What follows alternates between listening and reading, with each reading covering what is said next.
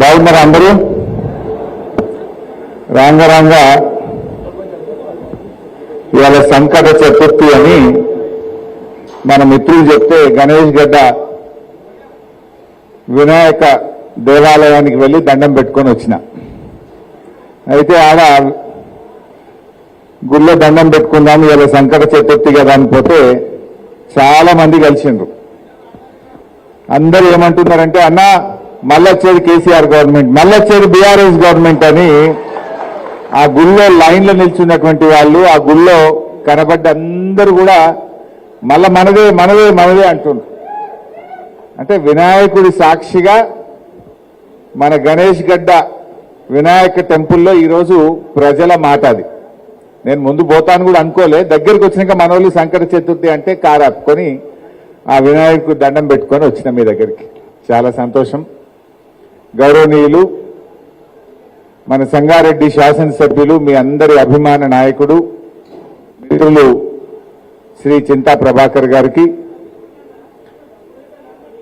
మాజీ మంత్రివర్యులు సోదరిమణి నర్సాపూర్ శాసనసభ్యురాలు శ్రీమతి సునీత లక్ష్మారెడ్డి గారికి, మన ఉమ్మడి మెదక్ జిల్లా మెంబర్షిప్ కోసం పార్టీ తరఫున ఇన్ఛార్జిగా విచ్చేసినటువంటి పార్టీ ప్రధాన కార్యదర్శి మిత్రులు గ్యాదర్ బాలమల్లి గారికి, గౌరవ శాసనసభ్యులు జహీరాబాద్ మాణిక్రావు గారికి, గౌరవ మాజీ శాసనసభ్యులు క్రాంతి గారు, శశిధర్ రెడ్డి గారు, తమ్ముడు ఎర్రోల శ్రీనివాస్ గారు, అదేవిధంగా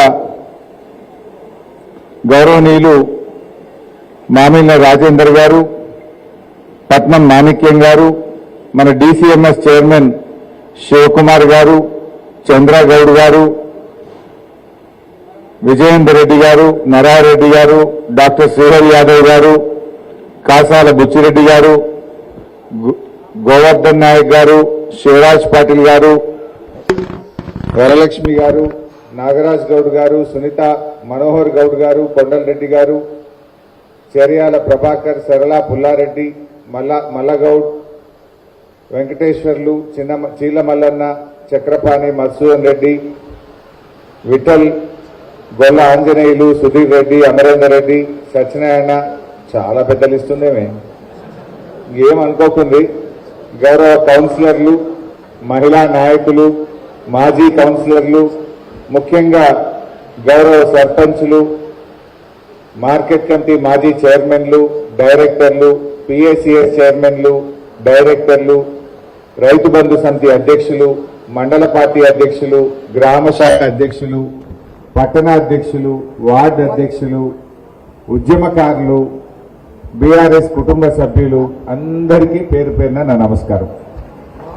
మా షేక్ సాబేర్ గారికి, గౌరవ మా జర్నలిస్టులకు కూడా, సంగారెడ్డి జర్నలిస్టులందరికీ కూడా నమస్కారం. ఇవాళ ముందు ఒక విషయం మాట్లాడి నేను సరళకు పోతా. ఇక్కడ కూర్చున్నా ఇప్పుడే అక్కడ జూపల్లి కృష్ణారావు మళ్ళా ప్రెస్ మీట్ పెట్టండి. జర ఒక 2 నిమిషాలు రాజకీయం మాట్లాడి మన కథలకు వస్తాయి. ఇక నేను మాట్లాడాలనుకున్నా, అసలు ఇవాళంతా ఎస్ఐఆర్ మాట్లాడదామని వచ్చిన, కానీ ఆడ డ్యామేజ్ కంట్రోల్ నిన్నంతా ఆగమైపోయారు కదా కాంగ్రెస్ వాళ్ళు. గోల్ కొడతామనుకుంటే సెల్ఫ్ గోల్ అయిపోయింది నిన్న. ఇంకా ఏం చేయాలో అర్థం కాక డ్యామేజ్ కంట్రోల్ స్టార్ట్ చేసింది. అది కూడా ఏమైందంటే పప్పుల కాలేసారు మళ్ళా. ఇప్పుడు మళ్ళొక్కసారి అలా బట్టలు ఇప్పే పని పెడతాయి. ఇక అది మా సంగారెడ్డి జర్నలిస్టుల సాక్షిగా, రాష్ట్ర ప్రజల సాక్షిగా, మా సంగారెడ్డి బీఆర్ఎస్ కుటుంబ సభ్యుల సాక్షిగా వాళ్ళ కథ ఏందో, వాళ్ళ మాటలేందో, వాళ్ళ లెక్క ఏందో ఒక్కసారి చెప్పుదామని అనుకుంటున్నాయి. సరే నిన్నేమైందో మీరు అందరు చూసినారు. 2 భాగాలు, కానీ ఒకటి వాళ్ళ జూపల్లి మళ్ళీ మాట్లాడిందని ఆయన సంగతే చెప్తా. నిన్న జూపల్లి కృష్ణారావు గారు మన కేటీఆర్ గారు మాట్లాడితే 11 గంటలకు తెలంగాణ భవన్ వస్తున్నా చూసుకుందాం, నేను చెప్పింది తప్పైతే అక్కడే రాజీనామా చేసిపోతా అని డైలాగ్ కొట్టిండా. నేను వాస్తవానికి సిద్దిపేటలో ప్రోగ్రాం ఉండే నాకు. సరే కేటీఆర్ గారు ఫోన్ చేసి జూపల్లి వస్తుంది కదా, మీరు కూడా రండి, ఇక మీరు ఆర్థిక మంత్రి, మీరైతే బరాబర్ ఉంటుంది రండి అంటే నేను బయలుదేరి ప్రోగ్రాంలన్నీ క్యాన్సిల్ చేసుకొని హైదరాబాద్ పోయినా. జూపల్లి 11 బజే వస్తాడు కదా, నేను 10 బజేకి పోయి కూర్చున్నా. ఇక వస్తాడేమో మంచిగా శాలువా కప్పి బోకే ఇచ్చి మంచిగా మాట్లాడదామని కూర్చున్నాం. వచ్చిందా మరి? రాలేదు. చెప్పుడేమో సవాలేమో నేనే తెలంగాణ భవన్కి వస్తా అన్నాడు. ధైర్యం జాలినట్టుంది. తోక ముడిచిండు. నేను భవన్కు రాను, అసెంబ్లీ ముంగట అమరవీరుల స్తూపం కాడుంటే గిరికే రాండ్రి అన్నాడు. సరే నువ్వు మాట మార్చినావు, తోక ముడిచినావు, కానీ మేమెందుకు పోతాం? మంచిదని బయలుదేరా. నేను ఇక బయట మంచిది వస్తున్నా గన్ పార్క్ కానీ బయలుదేరా. బయలుదేరితే పోలీసు వాళ్ళని అడ్డం పెట్టి అరెస్ట్ చేసి నన్ను తీసుకుపోయి పోలీస్ స్టేషన్లో పెట్టారు. ఆ పోలీస్ స్టేషన్లోకి వెళ్ళి కూడా మళ్ళా మీడియా సాక్షిగా జూపల్లికి ఒక కుక్ చేసిన, మంచిగా స్టిక్కర్ అక్కేసిన, జూపల్లి రమ్మంటివి నీ పోలీసు వాళ్ళని అడ్డం పెట్టి ఆపి మరి ఈడికే రా పోలీస్ స్టేషన్లో మాట్లాడుకుందాం, నీ పోలీసులే కదా, నీ గవర్నమెంటే కదా, దమ్మంటికి రా అని చెప్పిన. వచ్చిందా? రాలే. అంటే రాకుండా మళ్ళీ ఇప్పుడు ఒక ఉత్తరం రాసింది. ఆ ఉత్తరం రాసి నాకు వాట్సాప్లో పెట్టిండు ఫోన్లో. చదివి అక్కడ కూర్చొని గదే చదువుతుంటే అప్పటి నుంచి ఆ ఉత్తరం చదివిన. ఇక ఆ ఉత్తరం ఏందో, ఆ కథ ఏందో, ఆయన సంగతి ఏందో ఒక్కసారి మీ ముగ్గురు చెప్దామని అనుకుంటున్నా. ఇక సరే నిన్నేమైందో మీకు తెలుసు. ఆయన పూటకో సవాలు, రోజుకో అడ్రస్. మొదలేమో నేనే భవన్కి వస్తున్నా అన్నాడు, మళ్ళీ ఏమో లేదు అమరవీరుల స్తూపం అన్నాడు, మళ్ళీ ఇప్పుడేమో సోమాజిగూడ ప్రెస్ క్లబ్ అంటున్నాడు. అంటే పూటకో సవాలు, రోజుకో అడ్రస్ లెక్క ఉంది ఇవాళ ఆ జూపల్లి కృష్ణారావు సంగతి. సరే ఆ జూపల్లి కృష్ణారావు మొదలేమో కేటీఆర్ రా, నువ్వు హరీష్ రావు నువ్వు రా అన్నాడు. మేము వచ్చిన మీద ఏంటో నేనేమన్నాడు, నువ్వు కాదు కేసీఆర్ రావాలి అన్నాడు. మేము వచ్చిన మీద ఏంటో కేసీఆర్ రావాలన్నాడు. మళ్ళీ ఇప్పుడు మళ్ళీ మాట మార్చుతుండు. ఇవన్నీ ఇంకో మాట అనండి. నిన్న నేను చాలా సీనియర్, 5 ముఖ్యమంత్రుల దగ్గర పనిచేసిన ఈ కేసీఆర్ హరీష్ రావు, సారీ కేటీఆర్ హరీష్ రావు వస్తానా, నేను రాను కేసీఆర్ వస్తేనే వస్తాను తప్పించింది. అంటే ధైర్యం జాలలే. 5 దగ్గర పనిచేసిన నేను చాలా సీనియర్ మంత్రి అన్నాడు. నీ సీనియర్ కథ ఏందో నీ కథ ఏందో ఇప్పుడు చెప్తా. ఇక ఉత్తరం రాసింది, నాకు ఉత్తరం వాట్సాప్ లో వచ్చింది. మీరు జరగాలి భయ్, మొత్తం స్క్రీన్ ఎవరు అడ్డం ఉండదు, స్క్రీన్ లో చూపిస్తాను సంగతి. ఉత్తుత్త మాటలు చెప్పా, ఒక వీడియో చూపించి చెప్తా. ఇక బట్టలు పాడు జరుగురి, మొత్తం జరుగురే బిడ్డ, మీరు కూడా జరగాలి భయ్. అరే జరగలేదు, స్క్రీన్ కి అడ్డం కనవుతారు, గన్మెన్లు గిన్నెలు అంతా జరగాలి. ఇది మనం చూసింది కాదు, మొత్తం తెలంగాణ చూడాలి.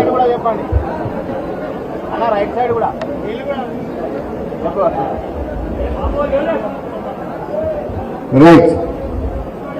జూపల్లి కృష్ణారావు ఇవాళ ఉత్తరంలో ఏం రాసింది అంటే, బాబు మీరు కూడా జరగాలి బిడ్డ, వెంట వాళ్ళ బుద్ధిమంతులు వాళ్ళు కూర్చున్న వాళ్ళకి కనబడాలి కదా బిడ్డ, జర ప్లీజ్. ఇవాళ ఆమె కింద కూర్చోడు, ఏమనుకోకపోతే ఎంత జరుగుతుంది. మీకు కనబట్టలేదా? మీరు అంతా ఇక తప్పలేదా? ఏమనుకోలేదు ఇక జరుగుతుంది, వాళ్ళ కనబడతారు. చలో అన్న నూరా వాళ్ళు కొట్టుకున్నాం.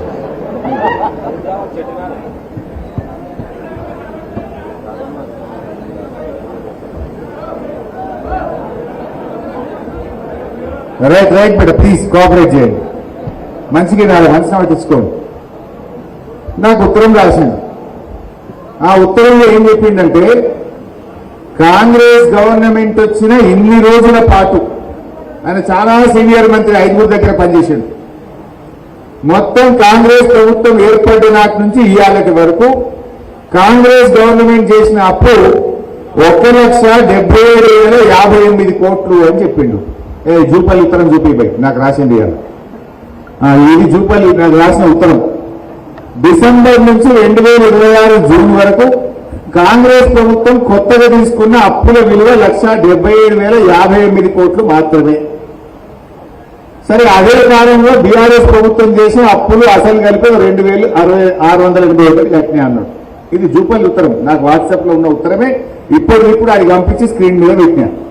ఎంత అప్పు చేసిందంటే కాంగ్రెస్ ఎంత ఎంత 1,77,058 కోట్లు అని జూపల్లి నాకు ఇవాళ రాసిన ఇప్పుడు రాసిన ఉత్తరం ఇప్పుడే నా ఫోన్లో ఉన్నది ఆ ఫోన్లోకి వెళ్ళి తీసి పెట్టినా ఇక నేను రిజర్వ్ బ్యాంక్ ఆఫ్ ఇండియా రాష్ట్ర ప్రభుత్వం చాలా రకాల అప్పులు చేసింది టీజీఐసి అప్పు చేసింది హెచ్ఎండిఏ అప్పు చేసింది భూములు అమ్మింది సివిల్ సప్లైస్ కార్పొరేషన్ లో తెచ్చింది ట్రాన్స్కోలో తెచ్చింది డిస్కామ్ లో తెచ్చింది అవన్నీ లెక్క తీస్తే 4.5 लाख కరోడ్ అవుతుంది కానీ అఫీషియల్ గా రిజర్వ్ బ్యాంక్ ఆఫ్ ఇండియా నుంచి తెచ్చిన అప్పులు ఒక్కసారి చూపిస్తే అది చూపి బాబు అంటే రాష్ట్ర ప్రభుత్వం రిజర్వ్ బ్యాంక్ ఆఫ్ ఇండియా నుంచి ఏ రోజు ఎన్ని అప్పులు తెచ్చింది పెద్దగా చేసి కింది కానీ పైకి పోతా ఉందాం ఏ రోజు డైలీ డేట్ వైజ్ తెచ్చినాయి ఇక జర పెద్దగా బిడ్డ అవుతుందా స్క్రీన్ పెద్దగా అయితే కాదా ఓకే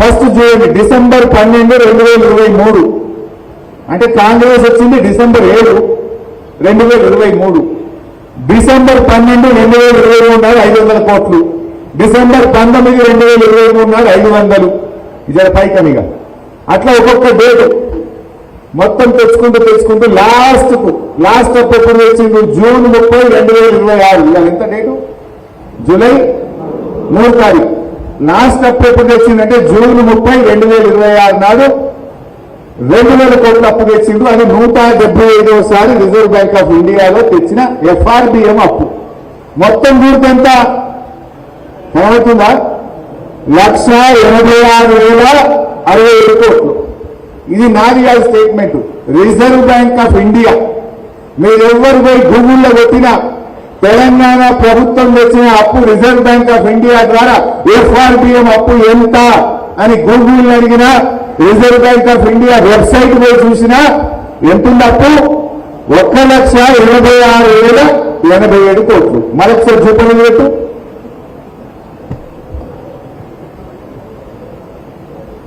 జూపల్లి పెట్టు ఇది 1,86,000 ఏం చెప్పింది Reserve bank of India Jupally ఏం చెప్పిండు అంటే 10,000 కోట్లు మింగిందా ఇది ఒక్క FRBM అప్పు అన్ని కలిపితే కథ వేరు ఇంకొక డాక్యుమెంట్ చూపిస్తాయి ఇక రేవంత్ రెడ్డి మొన్న అసెంబ్లీలో నేను గట్టిగా పట్టుకున్నా నువ్వు చాలా అప్పులు చేసినావని మాట్లాడంగా డేట్ కూడా చెప్తా మీరు అసెంబ్లీ గూగుల్ కోసి కొట్టండి March 18, 2026 అసెంబ్లీలో మేము గట్టిగా నిలదీస్తే రేవంత్ రెడ్డి మాట్లాడిన వీడియో చూపిస్తా March 18, 2026 నాడు అసెంబ్లీలో రేవంత్ రెడ్డి మాట్లాడుతూ మా గవర్నమెంట్ 27 నెలల్లో చేసిన అప్పు 3,47,000 కోట్ల 294 కోట్లు అని చెప్పింది రేవంత్ రెడ్డి అసెంబ్లీలో చెప్పిన మాట 3,47,294 కోట్లు అప్పు చేసినాము అని అసెంబ్లీలో రేవంత్ రెడ్డి చెప్పిండు ఈ మాట 5 నెలల కిందిది ఇంక 5 నెలలు కలిపితే 4.5 లక్షలు అవుతుంది 5 నెలల కిందనే అసెంబ్లీలో రేవంత్ రెడ్డి ఏం చెప్పిండో ఒక్కసారి ఆ వీడియో చూద్దాం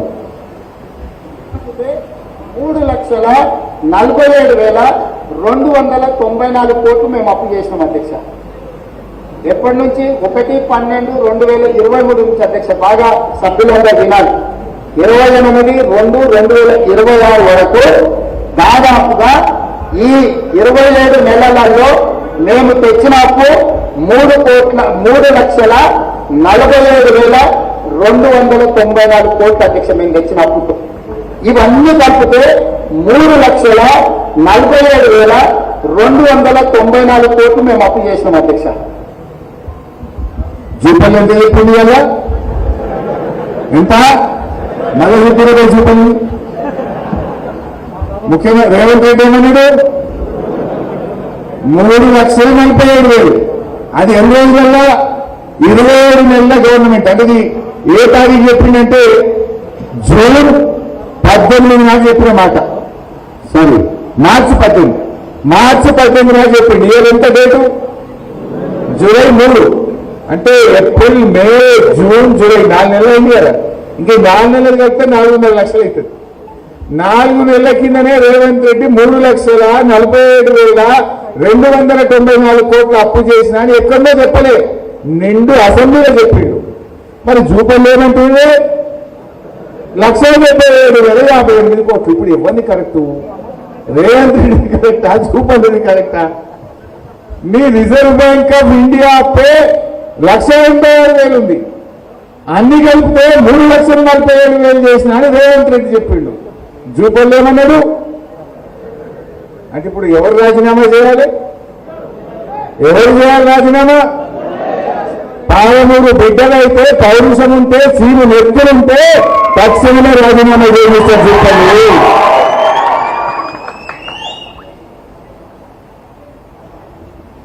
ఇక అసలు విషయానికి వస్తా. ఇది దొరికిందా ఇప్పుడు? బట్టలు ఇప్పినా మా బరాబర్ రైట్. నెక్స్ట్ విషయం చెప్తారు. ఇక రెండవ మాట ఏమన్నాడు?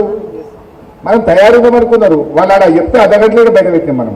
ఒకటే అర్ధగంటల. రెండో ముచ్చట, బీఆర్ఎస్ పార్టీ 8 లక్షల కోట్ల అప్పు చేసిందని మన మీద బట్టగాల్చి మీద వేస్తున్నారా?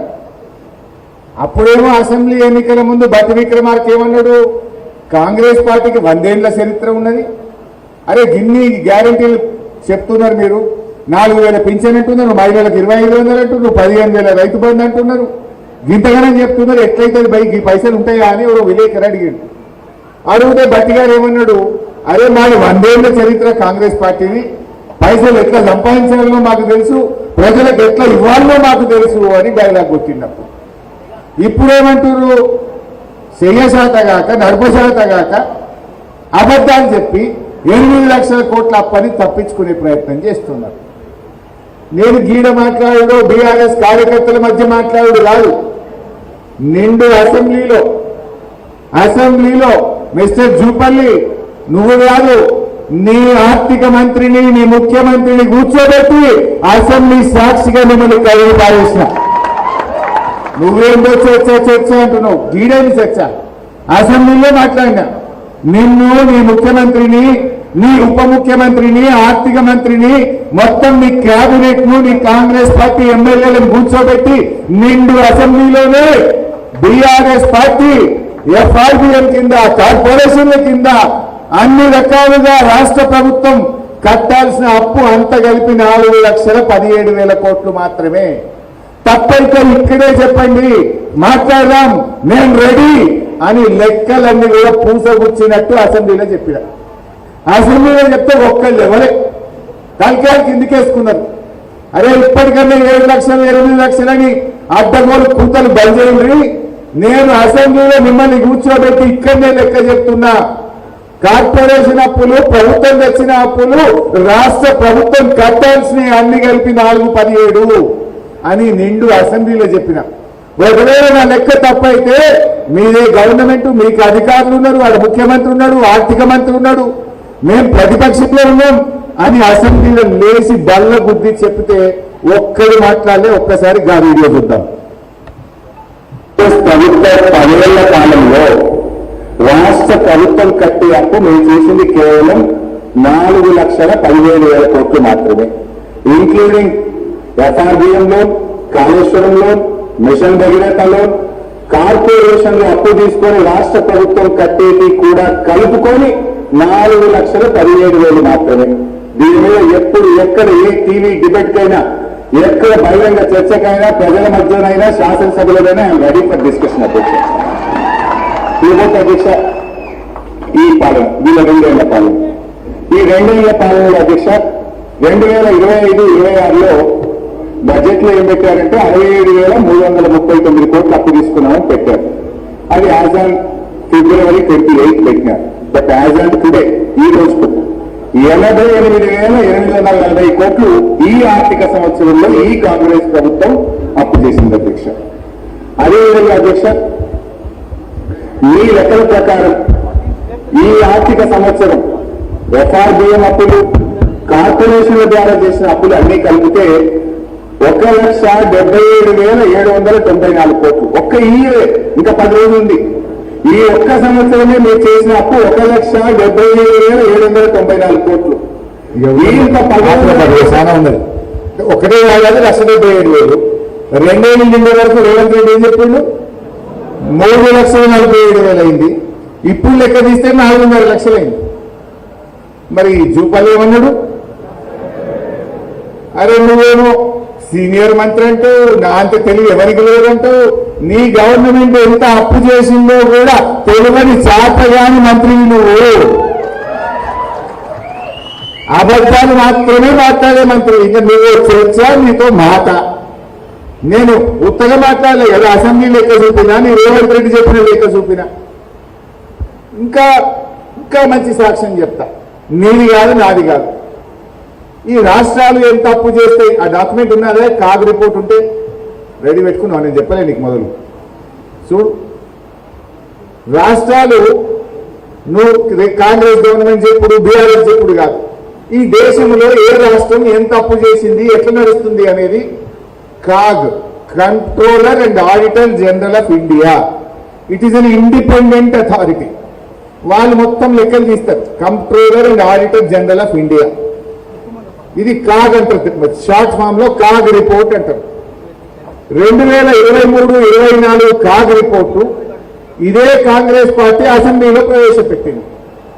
ఆ కాగ్ రిపోర్ట్ లో కూడా చాలా స్పష్టంగా ఏం చెప్పిందంటే, రాష్ట్ర ప్రభుత్వం కట్టే అప్పు కేవలం 4,15,000 కోట్లు మాత్రమే అని కాగు కూడా చెప్పింది. అది అసెంబ్లీలో పెట్టింది కూడా ఈ కాంగ్రెస్ గవర్నమెంటే. ఇప్పుడు నువ్వు 8 లక్షలు అంటున్నావు కదా, మరి ఆ కాగు రిపోర్ట్ 4,15,000 అసెంబ్లీలో పెట్టినప్పుడు ఈ రిపోర్టు తప్పు అని రాష్ట్ర ప్రభుత్వం కాగు ఉత్తరం రాయాలి కదా. 2 సంవత్సరాలైనా ఎందుకు ఉత్తరం రాయలే అంటే, బరాబర్ నేను చెప్పిన 4,17 నేను చెప్పినా 4,15 అని కాగు చెప్పింది. అందుకే 2,000 కోట్లు కాగు తక్కువనే చెప్పింది తప్ప ఎక్కడ ఎక్కువ చెప్పలేదు. అంటే ఈ కాంగ్రెస్ చాతగాక, ప్రభుత్వాన్ని నడపలేక, బీఆర్ఎస్ మీద నెపం నెట్టి అబద్ధాలతోని, గోబల్స్తోని ప్రచారం చేస్తా ఉన్నారు. ఇవాళ క్లియర్ అయిందా? ఇప్పుడు ఇంకా ఇంకా ఇంకా చూపాలి, ఇంకా ఏమైనా జిమ్మిక్కులు చేస్తావా? ఇంకా ఇప్పటికైనా సోయి తెచ్చుకో. నువ్వు రేవంత్ రెడ్డి అసెంబ్లీలో చెప్పిన వీడియో చూసుకో. జూపల్లి గారు, నేను అసెంబ్లీలో మాట్లాడిన వీడియో, మీ రేవంత్ రెడ్డి మాట్లాడిన వీడియో, ఆర్బీఐలో మీరు ఎన్ని అప్పులు చేసిన వివరాలన్నీ కూడా రివర్స్ మీకు వాట్సాప్ లో పంపుతున్నా, చదువుకో, రాజీనామా చెయ్యి అని చెప్పి నేను సవాల్ విసురుతా ఉన్నా. నువ్వు నాకు ఉత్తరం వాట్సాప్ లో పంపినావు కదా, నేను నీకు వాట్సాప్ లో పంపుతున్నా. నేను అసెంబ్లీలో మాట్లాడిన వీడియో పంపుతా, రేవంత్ రెడ్డి అసెంబ్లీలో ఎన్ని అప్పులు చేసిండో పంపుతా, రిజర్వ్ బ్యాంక్ ఆఫ్ ఇండియాలో ఏ రోజు ఎంత అప్పు నీ గవర్నమెంట్ తెచ్చిందో కూడా నీకు పంపుతున్నా, చదువుకో, చీమునెత్తుడుంటే రాజీనామా చేయమని చెప్పి నేను సవాల్ విసురుతా ఉన్నా. ఇది దీని సంగతిగా. ఇక మన దగ్గరకు వచ్చేద్దాం. ఇక సరిపోయిందా ఇది? ఇంకా చెప్పాలా? ఇవాళ ఎస్ఐఆర్ మీద మనం మీటింగ్ పెట్టుకున్నాం. ఏంది అసలు ఎస్ఐఆర్ ఏంది, ఏం చేయాలి మనం? Special intensive revision of votes. ఇలా మనందరం కూడా విన్నాం, పేపర్లలో చదివాం. బెంగాల్లో 90 లక్షల ఓట్లు తీసేస్తే దీదీ ఓడిపోయింది. అదేవిధంగా తమిళనాడులో లక్షలాది ఓట్లు తీసేస్తే ఫలితాలు తారుమారైనాయి. అస్సాంలో లక్షల ఓట్లు తీస్తే ఫలితాలు తారుమారైనాయని మనం వింటా ఉన్నాం. మరి మనం కూడా అట్లా అయిదామా?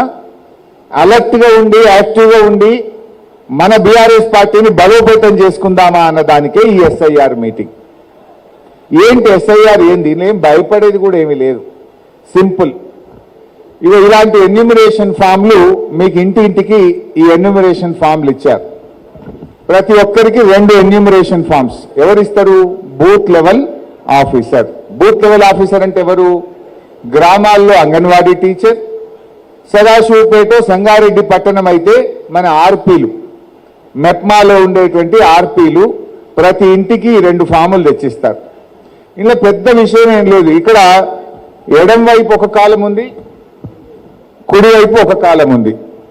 ఏంటి 2 ఎందుకున్నాయి అంటే, 2002లో ఓటు హక్కు ఉన్న వాళ్ళు ఎడం వైపు నింపాలి, 2002లో ఓటు లేని వాళ్ళు ఈ కుడివైపు అప్లికేషన్ ఫామ్ నింపాలి. ఎందుకు మరి అసలు ఈ 2002 ఎందుకు వచ్చింది? ఈ ఎస్ఐఆర్ అనేది కొత్తది కాదు. భారత రాజ్యాంగంలోనే ప్రతి 20 సంవత్సరాలకు ఒక్కసారి స్పెషల్ ఇంటెన్సివ్ రివిజన్ అనేది జరపాలని నిర్ణయించింది. పోయినసారి 2002లో జరిగింది. ఇది 2002లో ఎస్ఐఆర్ జరిగింది. అందువల్ల 2002లో ఎస్ఐఆర్లో నీ ఓటు ఉన్నదంటే నువ్వు బరాబరే అని చెప్పి ఎక్కువ ఆలోచించకుండా సీదా ఓటు ఓకే చేస్తారు. అందుకోసం ఆ 2002లో ఉన్న వాళ్ళు ఎడం వైపు నింపవలను. మరి కుడివైపు ఏంది? ఇప్పుడు 2002లో పుట్టిన పిల్లగాడు ఇవాళ 2026 అంటే 24 ఏళ్ళ వయసు ఉంటుంది. ఆయనకు కూడా ఓటు హక్కు వచ్చింది కదా, మరి అప్పుడు ఓటు ఉండదు కదా. అప్పుడు అటువంటి వాళ్ళము ఈ కుడివైపు నింపుతాం. నింపి 2002లో వాళ్ళ నాయనకు ఓటు ఉంటుంది కదా, నాయనకో నాయనమ్మకో అమ్మకో తాతకో ఎవరికో ఒకరికి ఉంటుంది కదా, వాళ్ళ వివరాలు తన వివరాలన్నీ నింపుతూ కింద మా నాయనకు ఓటు ఉండే 2002లో, మా నాయనమ్మకు ఉండే, మా తాతకు ఉండే, మా అమ్మకు ఉండే, ఎవరిలో ఒకరిది ఆ లింకు రాసేస్తే కుడివైపు నింపితే అది ఓకే అయిపోతుంది. 2002లో ఓటు ఉంటే ఓన్లీ ఎడం వైపే నింపుతాం. 2002లో లేకపోతే కుడివైపు నింపి ఎవరన్నా నీ కుటుంబ సభ్యుడితో నీ లింక్ చూపియాలి. అంటే నాయనదో నాయనమ్మదో తాతదో అమ్మదో ఎవరిదన్నా ఒక లింకు అన్నదో లింక్ చూపిస్తే దాంతో ఓటు ఓకే అయిపోతుంది. ఈ రకంగా ఈ అప్లికేషన్ ఫామ్ పెద్ద జటిలం కాదు, ఇది నింపాలి. అయితే కొన్ని ప్రశ్నలు వస్తాయి. అరే భయ్ నేను మొన్ననే ఓటేస్తే మున్సిపాలిటీలో సంగారెడ్డిలో నా ఓటు ఎవరు తీసేస్తాడు, 3 నెలల కిందనే ఓటెత్తి నేను నింపపో అంటాడు. కానీ ఎస్ఐఆర్ ఏంటంటే డేంజరు, నువ్వు 3 నెలల కింద మొన్న ఓటేసినా ఈ ఫామ్ నింపి ఇవ్వకపోతే నీ ఓటు ఉండదు. ఖచ్చితంగా ఈ ఫామ్ నింపాల్సిందే. నువ్వు 30 సార్లు ఓటేసినా 3 నెలల కింద ఓటేసినా ఈ ఎస్ఐఆర్ ప్రక్రియలో ఈ దరఖాస్తు ఫామ్ నింపితేనే నీ ఓటు కొనసాగుతుంది, లేదంటే నీకు ఓటు హక్కు ఉండదు. ఇది అర్థమయ్యేటట్టుగా ఓటర్లకు మనం వివరించాలి. మీరందరు ఇక్కడ బూత్ లెవెల్ ఏజెంట్లు కూడా ఉన్నారు. ఏంటి బూత్ లెవెల్ ఏజెంట్లు మీ బాధ్యత ఏంది? అరే మన గవర్నమెంట్ లేదు కదా, వాళ్ళు రానిస్తారా? మరి ఢిల్లీలో బీజేపీ ఉండే, ఈడ కాంగ్రెస్ ఉండే, మరి మనం రానిస్తారా? బరాబర్ రానియాలి. ఇది ఎన్నికల కమిషన్ దేశంలోని అన్ని రాజకీయ పార్టీలకు రాజ్యాంగబద్ధంగా కల్పించిన హక్కు. బూత్ లెవెల్ ఏజెంట్ కూడా ఇంటింటికి పోవచ్చు, బూత్ లెవెల్ ఆఫీసర్తో కలిసి మీరు ఇంటింటికి వెళ్ళవచ్చును. ఎవరైనా ఓటర్కు అర్థం కాకపోతే మీరు సహాయం అప్లికేషన్ ఫామ్ నింపడంలో కూడా మీరు సహకారం అందించవచ్చును. అందువల్ల మీ రైట్ ఇది. ఇట్స్ యాజ్ ఏ పొలిటికల్ పార్టీగా భారత రాజ్యాంగము, కేంద్ర ఎన్నికల కమిషన్, బీఆర్ఎస్ పార్టీ కార్యకర్తలకు కూడా ప్రతి బూత్కు ఒక ఏజెంట్ను నియమించుకునేటువంటి అవకాశం కల్పించింది. అందుకే మీరు booth level agent. Booth level agent ఉంటాడు, బూత్ లెవెల్ ఆఫీసర్ ఉంటాడు. ఆఫీసర్ గొప్పనా ఏజెంట్ గొప్పనా? ఏజెంటే గొప్ప. నువ్వు సంతకం పెట్టకుండా ఆ డ్రాఫ్ట్ లిస్టు పబ్లిష్ కాదు. ఫైనల్గా నువ్వు సంతకం పెడితేనే అది డ్రాఫ్ట్ లిస్టు ఆగస్టు 1వ తేదీన పబ్లిష్ అవుతుంది. Finally you have to approve the list. అందువల్ల మీరు ఎంత క్రియాశీలకంగా ఉంటే మన ఓట్లు అంత భద్రంగా ఉంటాయి. మీరెవరు? కేసీఆర్ అభిమానులు, బీఆర్ఎస్ అభిమానులు, మన కార్యకర్తల కుటుంబ సభ్యులు, చింతా ప్రభాకర్ గారి అభిమానులు, ఇక్కడ ఉండే నాయకుల కుటుంబ సభ్యులు, మీ అభిమానులు, సర్పంచులు ఉంటారు, ఎంపీటీసీలు ఉంటారు, మీ అందరి ఫ్రెండ్స్ ఉంటారు, ఫ్యామిలీ మెంబర్స్ ఉంటారు, మీ అభిమానులు ఉంటారు. మీ వాళ్ళందరి ఓట్లు పోకుండా అప్లికేషన్లు నింపి మనం ఇప్పించేటువంటి బాధ్యత మన మీద ఉంటుంది. మైనార్టీస్లో కొంత భయం ఉంది, మా ఓట్లు తీసేస్తారేమో. ఇందులో మైనార్టీ లేదు, మెజార్టీ లేదు. దరఖాస్తు భरो, आपका वोट बराबर रहेगा, कोई भी नहीं निकाल सकता. दरखास्त भरना आपका जिम्मेदारी है, पूरा डिटेल्स देना आपका जिम्मेदारी है. कोई भी आपका वोट नहीं निकाल सकते. कैसा निकालते हम देखेंगे. आप कोई चिंता मत करिए, आप कोई चिंता मत करिए. ఎవరు భయపడాల్సిన అవసరం లేదు. ఇలా పద్ధతి మనం దరఖాస్తు నింపకపోతే ఓటు పోతుంది. అది మెజారిటీయా మైనారిటీయా ఎవరిదైనా పోతుంది. నింపాలి అప్లికేషన్.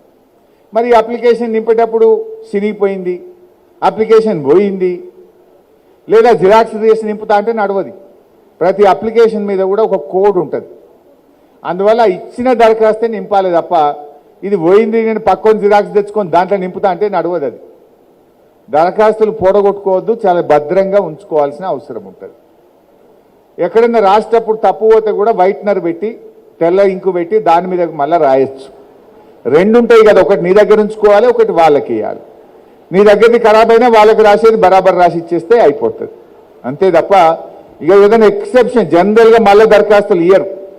ఇక అది ఏదైనా ఇల్లు కాలిపోయిందనో ఏదైనా సరి అయినటువంటి కారణం చూపి తప్పనిసరి పరిస్థితుల్లో పోయిందంటే మళ్ళీ అదే కోడుతోని నీకు ఇంకో దరఖాస్తు ఇవ్వాలంటే మీ రిటర్నింగ్ ఆఫీసర్ నిర్ణయం తీసుకుంటే అప్పుడు వస్తుంది.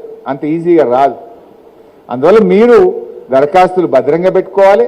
వాటిని నింపి ఎంత వీలైతే అంత తొందరగా తిరిగి మన బూత్ లెవెల్ ఆఫీసర్కు ఇచ్చేయాలి. ఒక బూత్ అంటే ఎన్ని ఓట్లు ఉంటాయి? 600, 700, 800 ఓట్లు ఉంటాయి. 800 ఓట్లుంటే ఎన్ని ఇండ్లు ఉంటాయి? ఇంటికి 4 వేసుకున్న 200 ఇండ్లు ఉంటాయి. అంతే కదా. 200 ఇండ్లు మనకు నెల రోజులు టైం ఉంది. ఇలా 3 తారీఖు అయిపోయింది, ఆల్రెడీ 8 రోజులు. 25 తారీఖు లాస్ట్, జూలై 25 లాస్ట్ డేట్.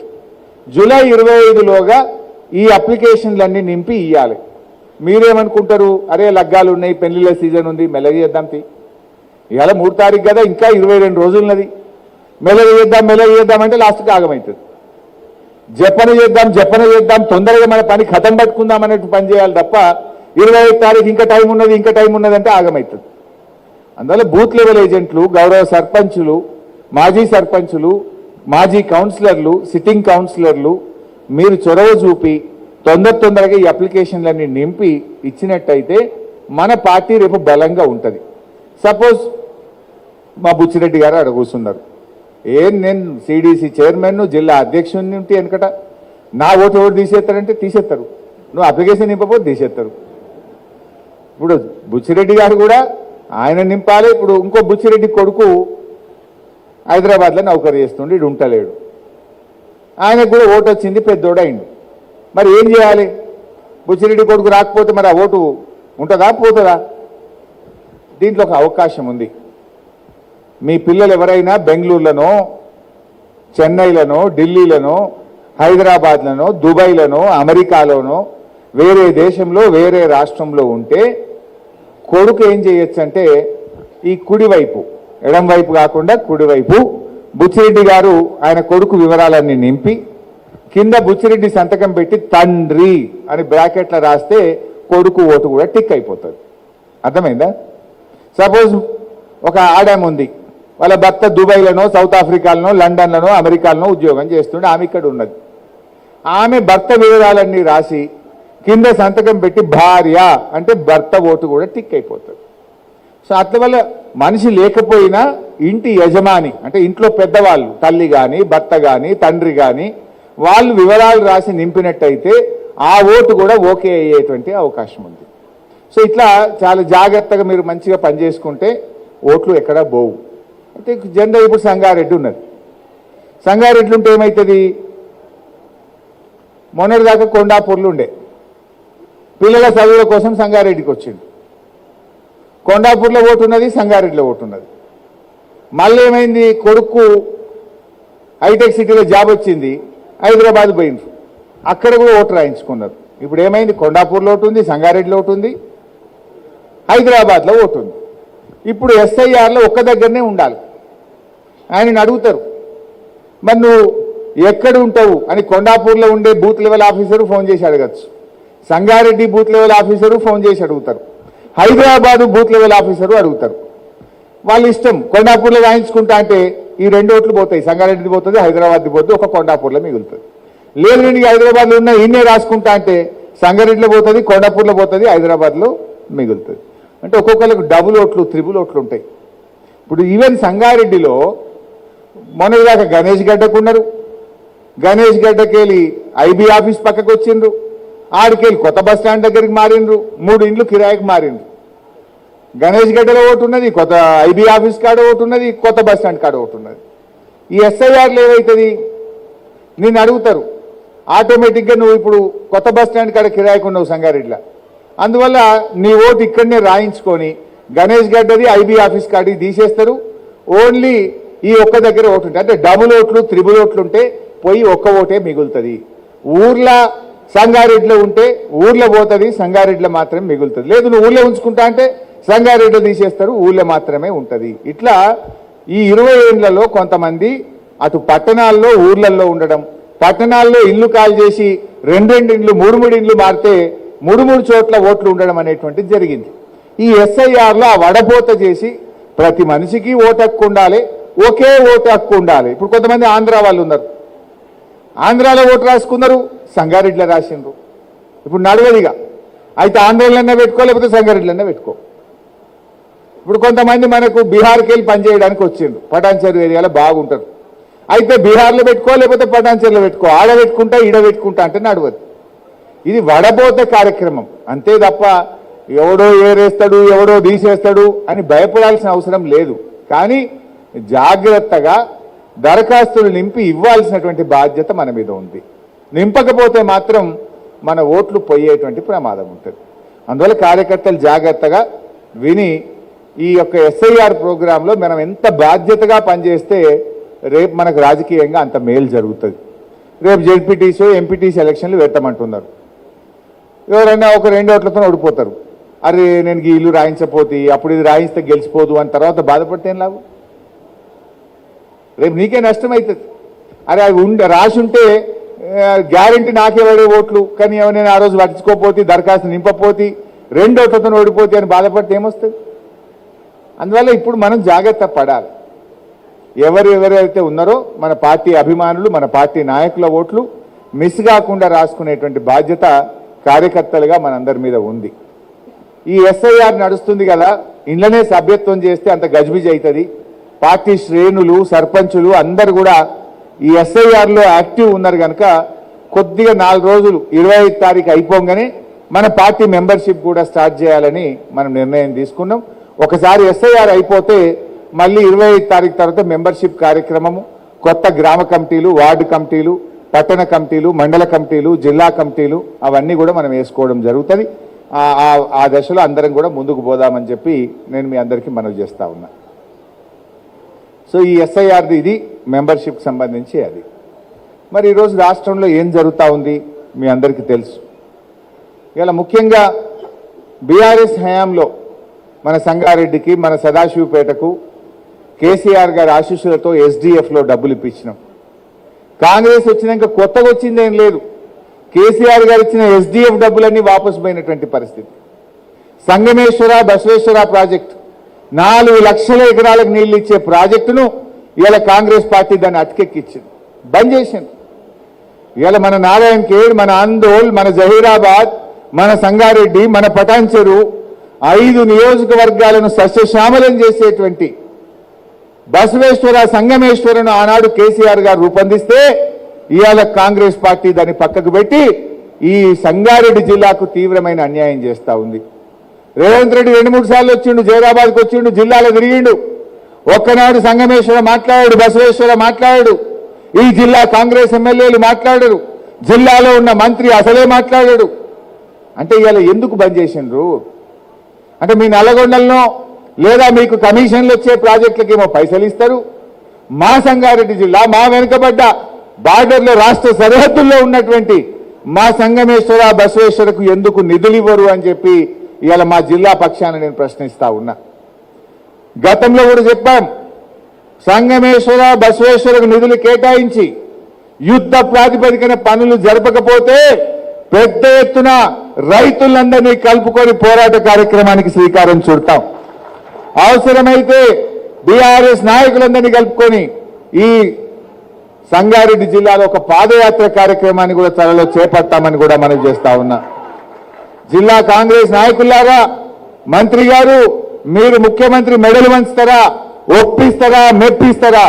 డబ్బులు తెప్పియండి, సంగమేశ్వర ప్రాజెక్టు పనులు వెంటనే ప్రారంభం చేయాలని చెప్పి ఈ వేదిక నుంచి నేను ఈరోజు డిమాండ్ చేస్తా ఉన్నా. ఇలా పరిస్థితి ఏంది? ఇలా మనం ప్రతిపక్షంలో ఉన్నాం. ఆనాడు అధికారంలో ఉంటే మా క్రాంతి గారు, మన భూపాల్ రెడ్డి గారు నాకు ఒక ఫోన్ కొడుతురు, అన్న జొన్నలు వచ్చినాయే కొంటలేరే, జర ఇబ్బంది అవుతుంది అనగానే నేను కేసీఆర్ గారితో మాట్లాడుతుంటే 2 రోజుల్లో జొన్నల కొనుగోలు కేంద్రం స్టార్ట్. మా చింతన్న ఫోన్ చేస్తుండే, శనిగలు బాగా వచ్చినాయి, ఈసారి ధర లేదు మార్కెట్లో, సెంటర్ పెట్టాలి అనగానే కేసీఆర్ గారితో మాట్లాడుతుంటే 2 రోజుల్లో శనిగల కేంద్రం పెడదాం. ఇలా పరిస్థితి ఏంది? బీఆర్ఎస్ పోరాడితే తప్ప, రోడ్లు ఎక్కితే తప్ప, ధర్నా చేస్తే తప్ప ఇలా కొనుగోలు కేంద్రాలు పెట్టలేరు. ఆ శనిగలు కూడా ఏం చేసిండ్రు, కేంద్ర ప్రభుత్వం పండిన పంటలో సారాణ కొనమన్నదట, సారాణ కొన్నారు, బంద్ పెట్టిండ్రు. అంతేనా? కేటీఆర్ గారు కూడా వచ్చిపోయిండ్రు, నేను కూడా వచ్చి డిమాండ్ చేసినాం. పాపం శనిగలు పండించిన రైతులు తిరిగి తిరిగి ఎదురు చూసి లాస్ట్కు సగం ధరకు అమ్ముకొని ఇలా ఆగమైపోయినటువంటి పరిస్థితి. శనిగలు కొన్న రైతులు జొన్నలు కొన్నారు కొట్లాడంగా. ఆ జొన్నలకు 72 కోట్ల రూపాయలు ఇంకా రైతులకు డబ్బులు చెల్లించాలి. చెప్పుడేమో రేవంత్ రెడ్డి ఆడ కూర్చుంటాడు, 24 గంటల పైసలు ఎత్తున్నాం, కొనంగానే తెల్లారే బ్యాంకులో పైసలు ఎత్తున్నాం. మరి జొన్నలు కొని నెల రోజులైంది రేవంత్ రెడ్డి, ఎందుకు జొన్న రైతులకు ఒక్క సంగారెడ్డి జిల్లాలోనే 72 కోట్ల రూపాయలు ఎందుకు ఇవ్వలేదో నేను అడుగుతా ఉన్నా. ఈరోజు తక్షణమే వెంటనే ఆ జొన్న రైతులకు ఇవ్వాల్సిన 72 కోట్లు సంగారెడ్డి జిల్లావి రాష్ట్ర వ్యాప్తంగా ఆదిలాబాద్, నిజామాబాద్, కామారెడ్డి, మెదక్, సంగారెడ్డి రాష్ట్ర వ్యాప్తంగా కూడా ఈ జొన్న రైతులకు మరి కొన్న జొన్నలకు డబ్బులు విడుదల చేయాలని చెప్పి నేను రాష్ట్ర ప్రభుత్వాన్ని ఈ సందర్భంగా డిమాండ్ చేస్తా ఉన్నా. ఉన్న ప్రారంభమైన సంగమేశ్వరును బసవేశ్వరుడు పక్కకు పెట్టిండ్రు. కనీసం ఆ ఉన్న సింగూరు ప్రాజెక్టును కూడా మరమ్మతు చేయడం శాతనైతలేదు. వీళ్ళకు సింగూరు రిపేర్ చేస్తామన్నారు, ఉన్న సింగూరును ఖాళీ చేసిండ్రు. ఎండాకాలం ఖాళీ పెట్టాం, జల్లి సింగూరు మరమ్మతు చేస్తామన్నారు. అయిందా? ఇవాళ సింగూరు వాన్నే ఆగిపోయింది.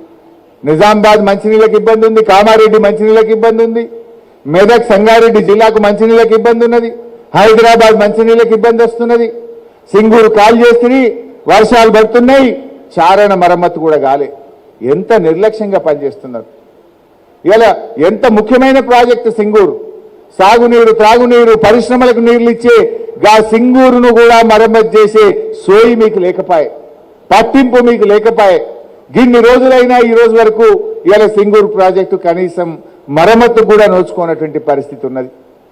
అదేవిధంగా ఆనాడు కాంగ్రెస్ పార్టీ మేనిఫెస్టోలో దళితులకు, గిరిజనుల భూములకు పట్టాలిస్తామన్నారు. ఎస్సీ ఎస్టీలకు, అసైన్డ్ భూములకు, బీసీల భూములకు పట్టాలిస్తామన్న కాంగ్రెస్ ఇవాళ వాళ్ళ భూములన్నీ గుంజుకుంటున్నారు. ఒక సంగారెడ్డి నియోజకవర్గంలో 700 ఎకరాల అసైన్డ్ భూమిని ఇవాళ ఎస్సీ ఎస్టీల దగ్గర లాక్కుంటా ఉన్నారు.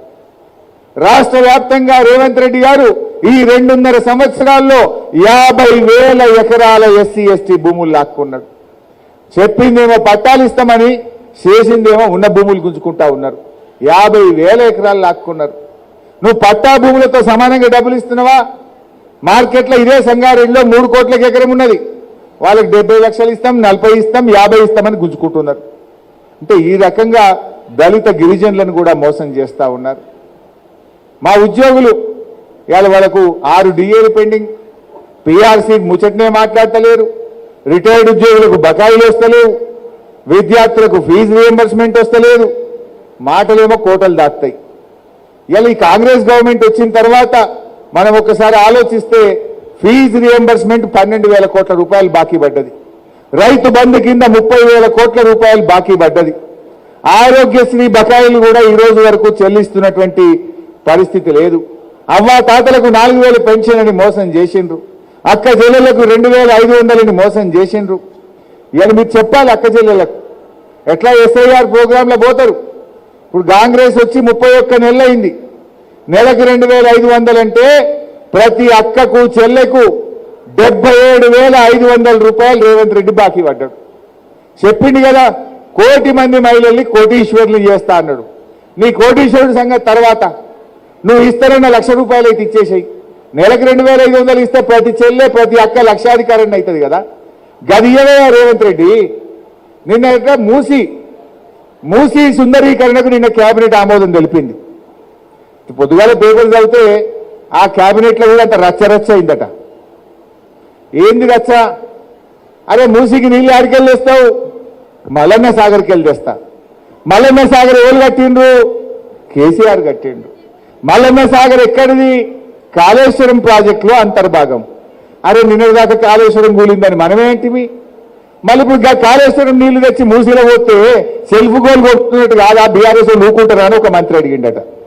అరే నువ్వేమో నువ్వు ప్రతిపక్షం అడిగినట్టు అడుగుతున్నావు అంటుండట. ఇది పేపర్లు వచ్చిన మాట చెప్తున్నాను నేను. కాళేశ్వరం గూలిందంటివి, కాళేశ్వరంలో భాగంగా కట్టిన మల్లన్న సాగర్ నుంచి మూసీకి నీళ్లు తీసుకుపోతా అందులో పోస్తా అంటే ఎవరి చెవుల పువ్వు పెడుతున్నావు రేవంత్ రెడ్డి? కాళేశ్వరం బందోబస్తున్నది. కాళేశ్వరంలో భాగంగా కట్టిన మల్లన్న సాగర్ లో ఈ రోజు కూడా 25 టీఎంసీల నీళ్లున్నాయి. ఆ మల్లన్న సాగర్ నుంచి 4 జిల్లాలకు మంచినీళ్లు పోతున్నాయి, హైదరాబాద్ కు మంచినీళ్లు పోతున్నాయి. రేపు మూసీకి కూడా కాళేశ్వరం నీళ్లు, మల్లన్న సాగర్ నీళ్లే దిక్కంటే అది మన కేసీఆర్, మన బీఆర్ఎస్ పార్టీ చేసిన పని. అన్ని సెల్ఫ్ గోల్ అయిపోతున్నాయి. అబద్ధాలు మాట్లాడి ఇప్పుడు ఒకటొకటి బయటకు వస్తుంది, ఒకటొకటి బయటకు వస్తుంది. మల్లన్న సాగర్ ఎవరు కట్టి? రేవంత్ రెడ్డి అయ్య గిట్ట కట్టిండా? కాంగ్రెస్ గవర్నమెంట్ గిట్ట కట్టిందా? కేసీఆర్ కట్టిండు, బీఆర్ఎస్ కట్టింది. కాళేశ్వరంలో భాగంగా కట్టినటువంటి మల్లన్న సాగర్ నీళ్లే ఇవాళ మూసీకి, హైదరాబాద్ కు దిక్కైనాయి. అంటే కాళేశ్వరం హైదరాబాద్ కు వరం, కాళేశ్వరం మూసీ ప్రాజెక్టుకు ఒక వరంగా మారింది ఈరోజు. ఇట్లా చాలా విషయాలు కూడా ఉన్నాయి. నేను మళ్ళీ వచ్చినప్పుడు మాట్లాడితే అనుకోకుండా ఇవాళ నేను చాలాసేపు ఉందాం అనుకున్నా, ఇవాళ రోజంతా మీతోనే ఉండాలనుకున్నా. బట్ సడన్ గా మా దగ్గర ఏదో మీటింగ్ పెట్టిండ్రు. సరే మరి ఆడపోతే రాలేదంటారు మళ్ళా, కనుక తప్పకుండా అక్కడికి పోవాల్సినటువంటి అవసరం ఉంది. మీ అందరూ కూడా ఎస్ఐఆర్ ప్రోగ్రాంలో మాత్రం నిర్లక్ష్యం చేయకండి. ఇది చాలా చాలా ముఖ్యమైనటువంటిది. పార్టీ భవిష్యత్తు, మనందరి భవిష్యత్తు కూడా దీని మీద ఆధారపడ్డది. ఈ 15-20 రోజులు బూత్ లెవెల్ ఏజెంట్లు జాగ్రత్తగా, అంటే బూత్ లెవెల్ ఏజెంట్లు చేస్తారని పార్టీ సీనియర్ నాయకులు, సర్పంచులు మీరు పట్టించుకోకుండా ఉండొద్దు. అందరం కలిసి చేయాలని కోరుతూ జై తెలంగాణ.